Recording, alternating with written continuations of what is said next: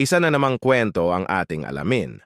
Ito ay kwento ng buhay ng mag-asawang OFW na kapwa Filipino sa Thailand.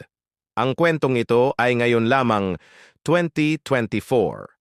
Para sa mga hindi nakakaalam sa bansang Thailand, ay legal ang pagtitinda at ang paggamit ng marijuana.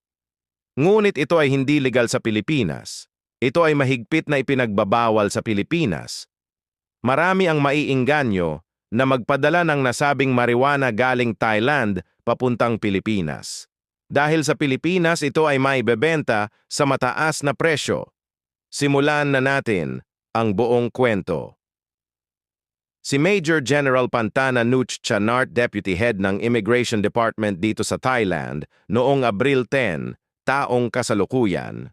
Ang pag-aresto kay Mr. John Andrew Tiangson, isang 35 years old, Filipino national, at Miss Anna Bianca Marie Cruz, 30 years old, isa ding Filipino national, ay inaresto sa salang nananatili dito sa Thailand nang wala ng visa.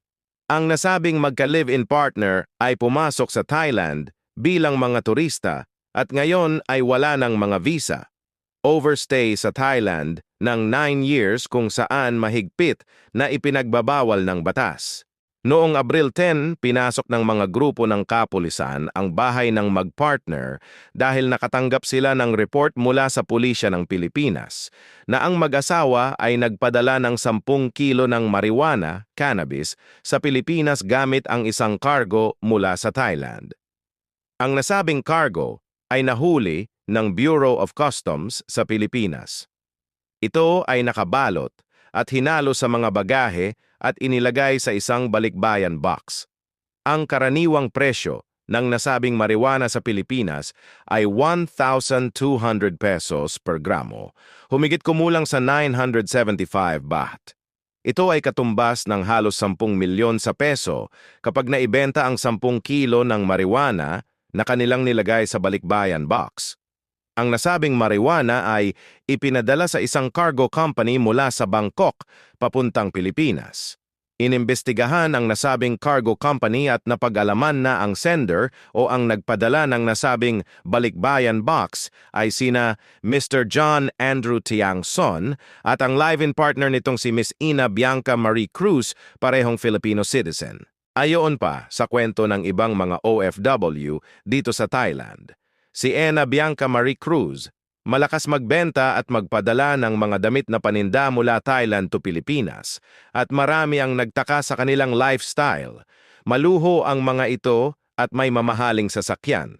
Kung pagbebenta lamang ng mga damit ang kanilang pinagkakakitaan, ay malabo na kayang suportahan nito ang uri ng kanilang pamumuhay. At dahil sa pangyayaring ito, sa araw ng kanilang pagkahuli ay napag-alaman din na overstayed na ang mga ito sa loob ng 9 na taon. Natunton ng mga otoridad ang mga ito sa kanilang inuupahang townhouse sa Onnut na sasakupan ng Prawet, Bangkok. At dahil legal ang marijuana sa Thailand, ang magiging kaso ng mag-asawa ay ang pagiging overstaying na lamang kung saan ang hatol ay deportation at hindi sila makakabalik sa Thailand sa loob ng 10 taon. Kakaharapin ng nasabing mag-partner ang kanilang kaso ng pag-import ng droga sa Pilipinas at doon nila pagbabayaran kung anuman ang magiging hatol sa pagiging drugs dealer sa bansa. Ayon sa aking pagsusuri, ang kasong may kinalaman ng droga sa Pilipinas ay habang buhay na pagkabilanggo, no bail. Maraming salamat sa pakikinig. Please subscribe at pindutin ang notification bell para ma-notify kayo sa susunod kong mga video.